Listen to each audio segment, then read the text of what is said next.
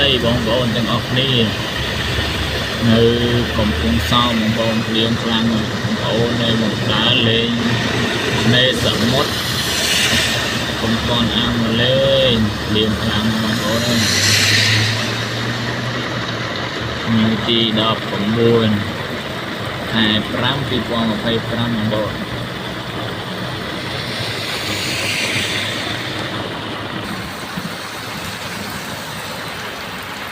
រៀងខ្លាំងបងប្អូនơiនៅឆ្នេរអូត្រេស